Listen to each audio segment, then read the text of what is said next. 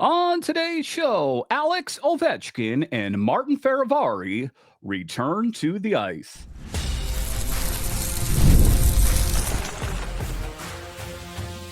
Your Locked On Capitals, your daily podcast on the Washington Capitals. Part of the Locked On Podcast Network.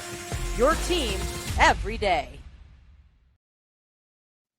Well, hello and welcome into this edition of Locked On Capitals, part of the Locked On Podcast Network, your team every day. My name is Dan HolmI. I've covered the Capitals for the past 3 seasons for Locked On and various other outlets before that. I'm also the host of the weekly show called The Capitals Minutecast, available wherever you find your podcasts. And as always, I want to thank you for making this your first listen of the day. Today's episode is brought to you by FanDuel. Download the FanDuel app now by visiting FanDuel.com and win $300 in bonus bets if your first $5 bet wins. So in this edition of Locked On Capitals, we talk about the return of Martin Fehervary, a key player on the Capitals blue line, whose absence was really felt in the playoffs. What does his return mean? I'll talk about that a bit later. We'll talk about roster battles and waiver watch. Listen, for some of these players, the implications are huge if they don't make the big team. That means they hit the waiver wire. Some of them, might clear and make it to Hershey, but for others, that might be the last moment that they're a Capital. But just to get it going here, talking about Ovechkin back on the ice and a collective sigh of relief surrounding the Capitals, right? That there was a bit of fear as we saw at the camp kickoff and Alex Ovechkin was on the ice. And then we get word that he exited the ice and, hadn't returned until today. However, as I'm recording this at 3:05 on Tuesday. So a reassuring sign to see the captain, the great 8, back out on the ice. So let's dive into that in the first segment of today's show, because this one, it is a big one. Alex Ovechkin, my captain, your captain, back on the ice. Now, the thing to consider here is before we get too excited, let me set the scene. This wasn't Ovi out there flying around blasting one-timers. It was more skills work, shooting drills, just working against Charlie Lindgren to warm up. But headed in the right direction. If there's one question I've received the most, whether it be on Twitter or on YouTube, is Alex Ovechkin. Will Alex Ovechkin be ready to go for the start of the season? And I've always said I believe that he would. Spencer Carberry said that it was precautionary. Alex Ovechkin seemed assured that he would be back. So it is reassuring to see him getting in some work, because that's the big thing, a positive step. Because remember, this is the first time we've seen him skate since that very start of the training camp. The first day he went out there, then came off the ice almost right away, got checked out for a lower body injury.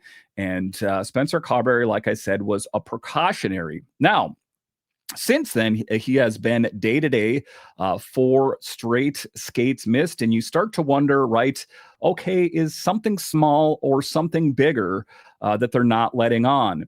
And of course, if you are an everydayer or you are a fan of the Capitals, you remember the significant injury that he faced last season against the Utah Hockey Club, now the Mammoth. Jack McBain, a collision with him, and he had that leg fracture. And, there was a real feeling around the Capitals at the time, the big chase of Wayne Gretzky. Is he going to catch and pass him? What was that going to mean? The impact wasn't as great as I think many people first perceived. He missed, a fairly substantial amount of time, but when he came back, he hit the ground running. So to see him back out on the ice today is reassuring. And like Spencer Carberry kept saying, quote, day to day.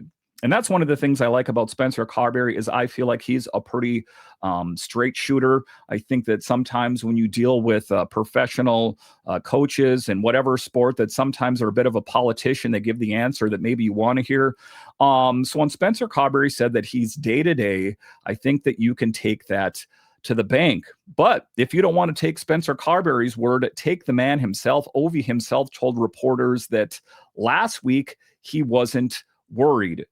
I think it's one of the things that, 40 years old, going into his 21st season in the league. If there's something that's a little dinged up, if he's not playing 100%, I would rather have him miss time now than for some nagging issue to be exacerbated and him have to miss substantial amount of time when the season is actually going. But Caps fans here, we've been seeing enough injuries over the years to know until you see the guy skating, you hold your breath a little bit.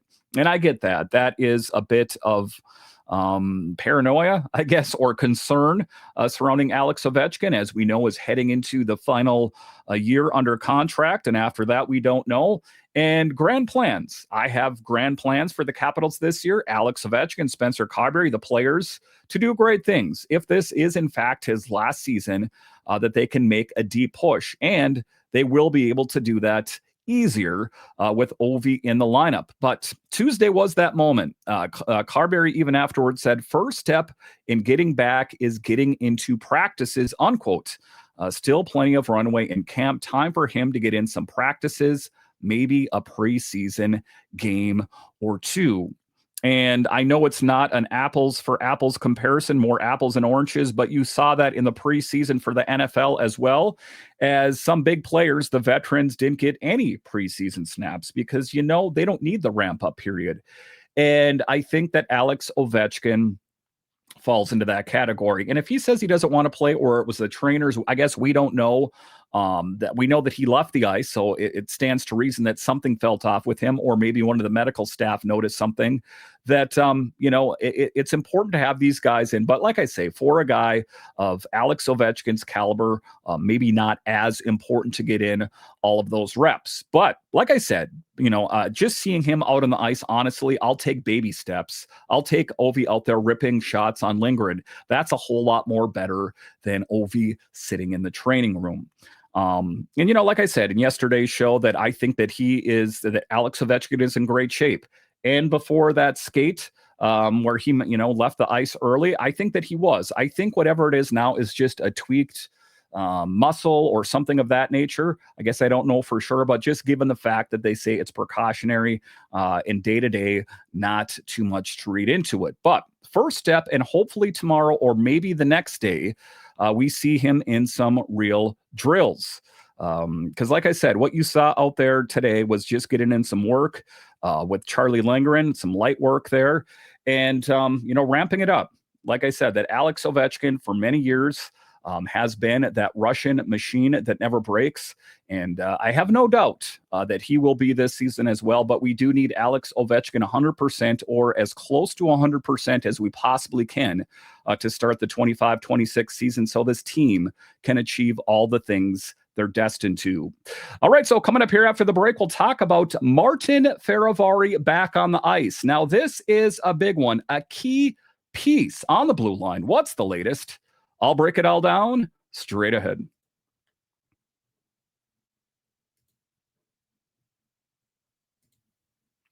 The NFL season is here, and FanDuel is making sure you're ready for kickoff with a can't-miss offer.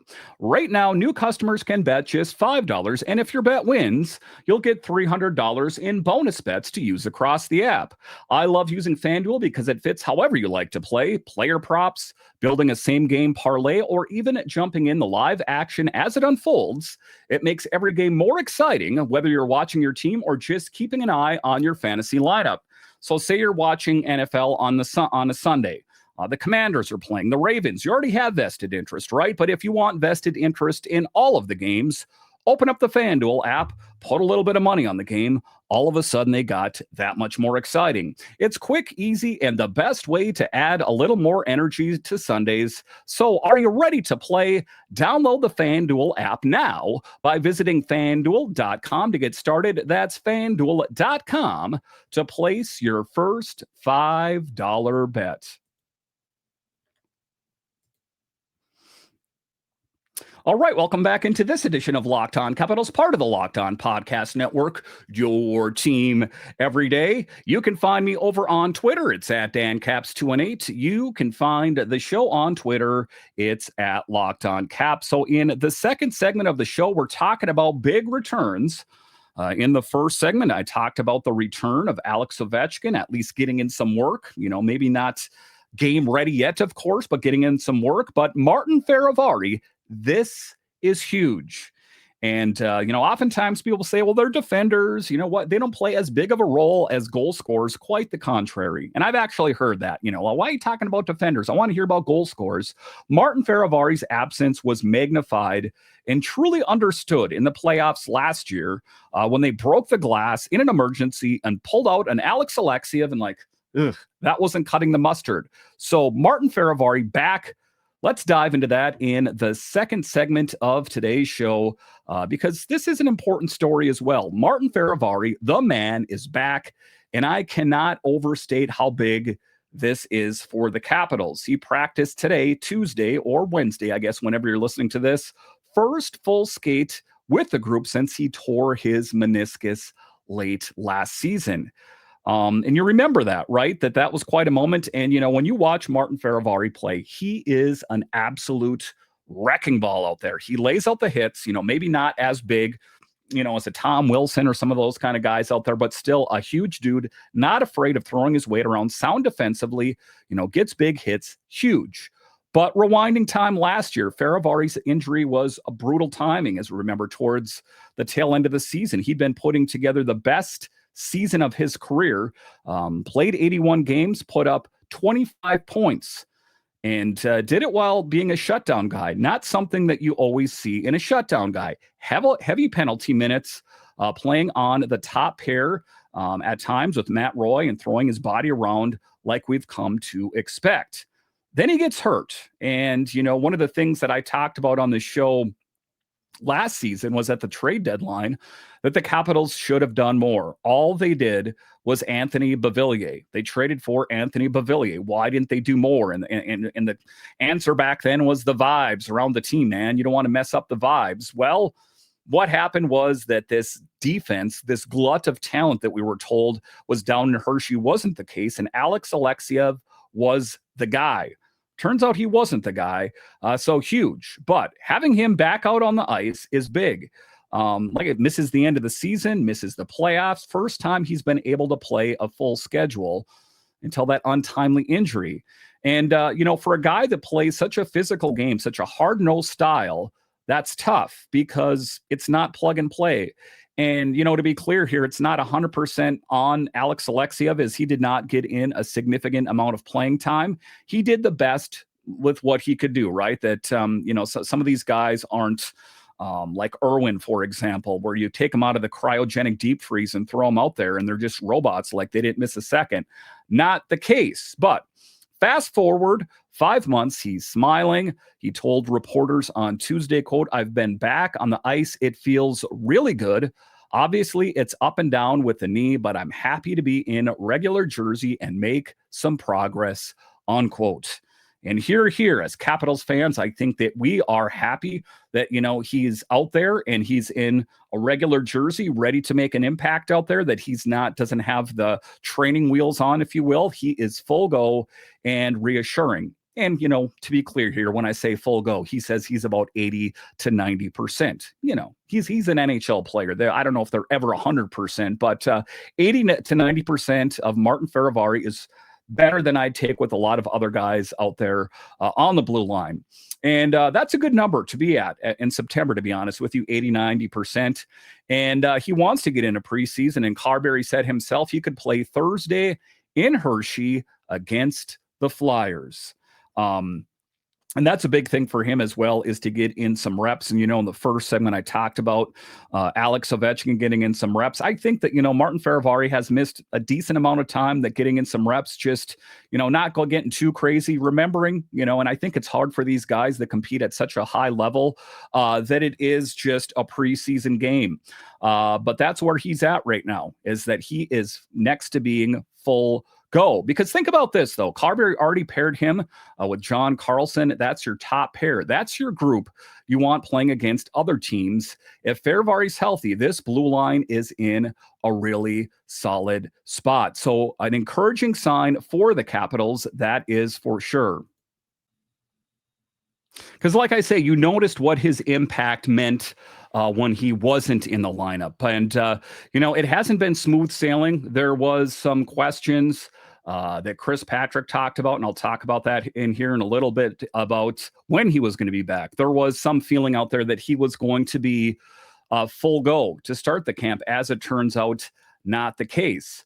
And it hasn't been a smooth road for him. He wanted to be skating in July. By August, still wasn't on the ice.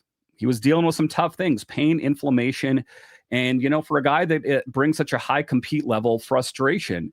But he fought through it, right, and joined the team's informal skates in September. And now here he is, a full participant. And I'll tell you what, for a guy who's as physical and plays as physical as he does, you need to hold up.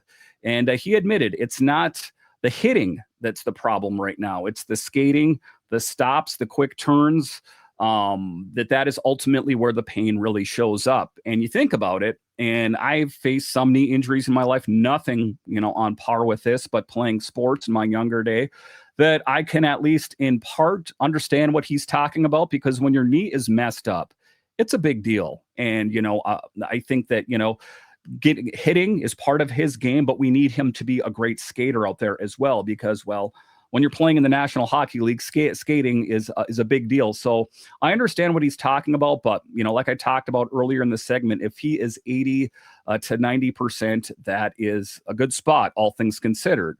But the big thing is just kind of understanding it, seeing the lay of the land for what it is. He's back. He's trending up, and for a defense that already has Carlson, Chikrin, Roy, getting Fehervary back with the group just makes the blue line that much deeper.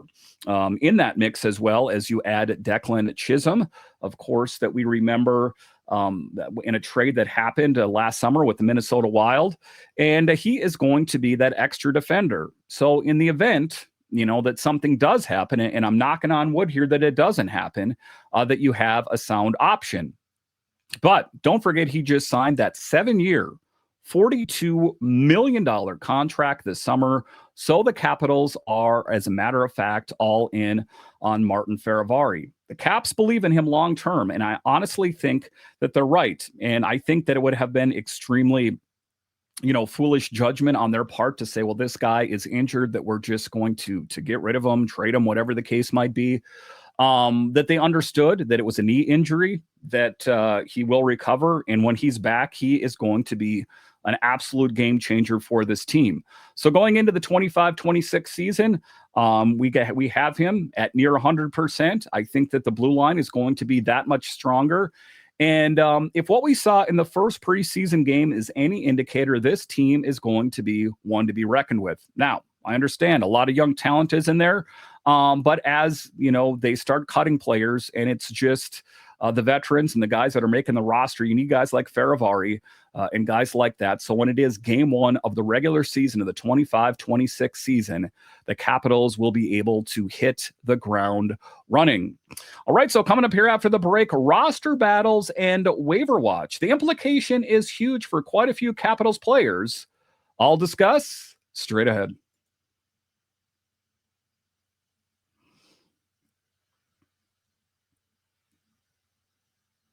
All right, welcome back into this edition of Locked On Capitals, part of the Locked On Podcast Network, your team every day. The best way that you can help grow the show is to subscribe to Locked On Capitals on YouTube and comment anything down below. So in the final segment of today's show, we're talking about roster battles and waiver watch. And in the last two episodes, I did talk about the roster battles. I'll talk about how that's shaking out in the final segment, but also the waiver watch. Now, listen, some of these players might be able to, be on the waiver wire, clear waivers and go down to Hershey, but they're not all going to be able to. So what is at stake for a lot of the young prospects within the Capitals organization? Let's dive into that in the final segment of today's show, because the roster battles, despite their implications, it's fun for me as a guy that does a podcast on the Capitals, for you guys that are watching the game at home, but it's fun for me. But that is also where things get complicated, because Tuesday morning, the Caps made their first round of cuts. And those were some of the players that I think that we knew, they were just getting in some work to start things here. But the first round, And that's when it gets to be a little bit more difficult, because as the time, goes by here and we get closer and closer to the start of the season, of course, you make more and more trims along the way until you're at your final roster. But here's the thing. Chris Patrick said last week, this feels like the most opportunity they've had in camp in years. But there's only maybe 1 or 2 spots available. I've often said, and other people have said, about 1.5 spots available. So what did Chris Patrick mean there? It is a unique opportunity that I think this year that a young player, is very well could earn a roster spot, or it could be a veteran like Sonny Milano, that there is a lot of different options, but not a lot of different spots on the roster to fit in, that we are going to see the absolute best from a lot of these Capitals players. You saw that in preseason game 1 with Milano and Lapierre, that it is really going to be, well, like what Chris Patrick said, a dogfight. And it's not just about who earns the job. It's about waivers. And that's where it can be tricky, because these guys that play the sport that we all love, the guys that actually play the game, well, this is their livelihood. This is how they make a living. This, in a lot of cases, is what these guys have done since children. And there are 14 guys in camp who would have to clear waivers to go to Hershey, meaning you risk losing them for nothing. And that's tough. And I'll dive into those players here. And we're not just talking about AHL depth guys. We're talking about real players, real guys that have had, quite an NHL career already. I'll talk about a few of them here. Sonny Milano, Hendrix, Lapierre, who signed that bridge deal, Justin Sordiff, Ethan Frank, Vincent Iorio, and Dylan McElrath. And that's tough. And I think that, and this is just based on one game of preseason, I think that Sonny Milano looked good. Hendrix Lapierre. I'm a bit cautious on Hendrix Lapierre, because the knock against him always has been about sustainability, getting it done game in, game out. Justin Sordiff, I think, unless he has a tremendous blunder here, is going to play on the 4th line. Kind of what Chris Patrick said. Ethan Frank, I'm here to tell you, he's on the extreme outside looking in. Extreme outside. That, he wasn't non-existent in the last game, but we'll need to see more. Vincent Iorio, I do believe, is a part of the Capitals' long-term plans on the blue line. And Dylan McElrath, I think, could be one of the extra defenders as well. A bit of whoop, in a can to break out if things really hit the fan. But those are the names that matter. And, you take a guy like Milano. He was a lock to make the team out of camp last year. But he got hurt 3 games in, missed basically the whole season. And, in a lot of ways, he's back to square one, fighting for a roster spot. If he gets waived, another team's going to take a look. And, all things considered, I think that another team is going to get one heck of a player. He's not a marquee upper echelon guy, but definitely a guy that when he is fully engaged and fully healthy, can be a game changer. And, the same thing with Lapierre, first round pick in 2020, only 23 years old. After it didn't work out with the Capitals last season, had a solid season in Hershey.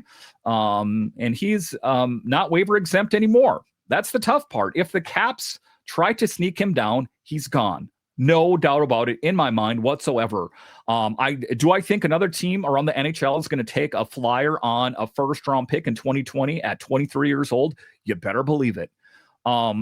But this, and sometimes it's doing all you can do, right? That the Capitals have done all that they can do. They've given him a chance. They've retread the tire. They signed him to this bridge deal. They have thrown Hendrix Lapierre a life preserver. It's up to him to put it around himself, hold on to it, and just make the most of this opportunity. That's the thing. And sort of, like I said, is another one. They gave up 2 draft picks with Florida to get him. And you don't give up, a second rounder just to stash him. Odds are he makes the roster. Again, what we've seen in the preseason here, or at the camp rather, he's looked really, really good. Like, yeah, that's why the Capitals were so all in on him. But so he's going to be another guy as well. And so that's the forwards, right? So let's switch over to defense now. And then on defense, it's McElrath versus Vincent Iorio. And McElrath's history, of course, was team captain down in Hershey. He's a leader. He's a presence. He got in some games with the Capitals last season, but when it hit the fan in the postseason last year, by his own admission, he's not a great skater. And the Capitals chose not to go with Dylan McElrath, 33 years old.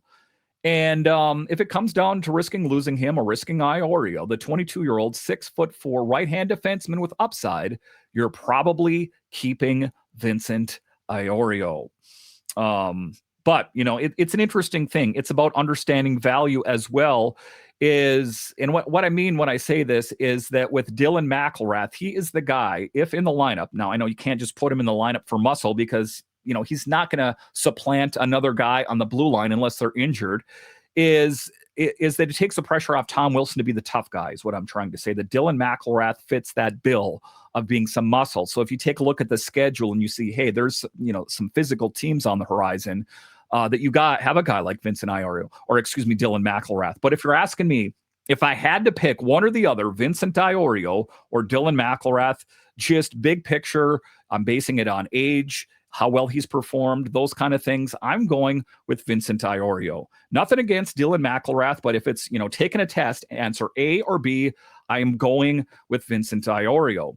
And that's the hard reality of the NHL, is you're given your opportunity and you need to seize it. So I think that people think it's just, clickbait, or it's pumping up people's tires when I talk about the implications of this camp. But it is not. There's no hyperbole inserted here. It is 100% a big time opportunity for some of these players, and some of them are not going to be in the mix, and they're going to be the losers in this situation.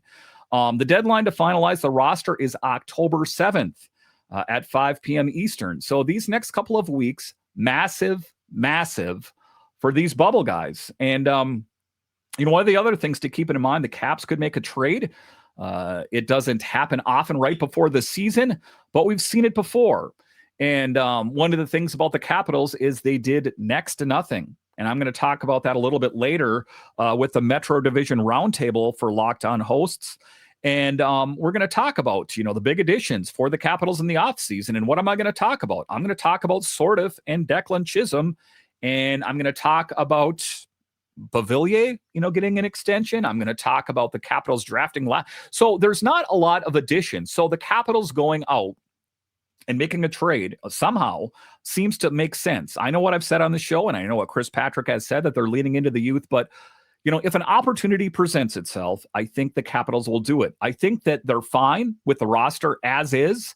But, as the camp progresses and the preseason games go on here, if there is any feeling that there is a weakness or a deficiency out there, that you got to believe that Chris Patrick is going to go out there and try to rectify the situation so that this can be the absolute best version of the Capitals in game one of the regular season. But, this is really early. And, it's part of my job is to make predictions and talk about those kind of things. I'm feeling really good. I'm absolutely amazed with what we saw out of the Capitals, primarily younger talent in the first preseason game. I am very excited about the lineup and what we'll see in game 2 Thursday night at Giant Center against the Flyers. Exciting times, a lot at stake. Keep it right here to Locked On Capitals. Listen, I want to thank you for joining me on this edition of Locked On Capitals, your only daily year-round podcast covering the Capitals. And I want to thank all of you that listen on the audio side and watch this on YouTube. You are what makes this show successful. When you're done here, head on over to Locked On NHL, as they have you covered 5 days a week, available wherever you find your podcasts and on YouTube. All right, once again, I want to thank you for joining me on this edition of Locked On Capitals, part of the Locked On Podcast Network. It is your team every day. My name is Dan HolmI, and I'll talk to you again next time.